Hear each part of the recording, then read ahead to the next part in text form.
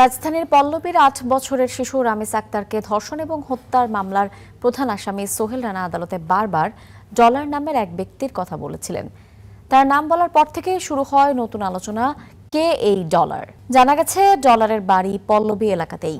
যে ভাড়া বাসায় শিশু রামিসের উপর নির্যাতন চালিয়ে হত্যার অভিযোগ উঠেছে, সেই বাড়ি থেকে কয়েকটি বাড়ি পরেই তার বসবাস। স্থানীয়দের ভাষ্য অনুযায়ী ডলার মাদকাসক্ত এবং পেশায় অটোরিকশা চালক। একই এলাকায় রিকশার গ্যারেজ মেকানিক হিসেবে কাজ করতেন আসামি সোহেল রানা। সেই সূত্রে তাদের মধ্যে পূর্ব পরিচয় ছিল এবং গ্যারেজে ডলারের নিয়মিত যাতায়াত ছিল। স্থানীয় বাসিন্দারা আরও জানিয়েছেন, ডলার ব্যক্তিগতভাবে ধনী না হলেও তাদের পরিবার অবস্থা সম্পন্ন। তাদের একটি বাড়ি রয়েছে। নেশার খরচ জোগাতেই তিনি অটোরিকশা চালান। 5 ভাই এবং 2 বোনের মধ্যে ডলার সবার ছোট। তদন্ত সংশ্লিষ্টরা বলছেন, এই পর্যন্ত তদন্ত, সাক্ষ্য প্রমাণ কিংবা ডিজিটাল তথ্য বিশ্লেষণে ডলার নামের ওই ব্যক্তির সম্পৃক্ততার কোনো প্রমাণ পাওয়া যায়নি।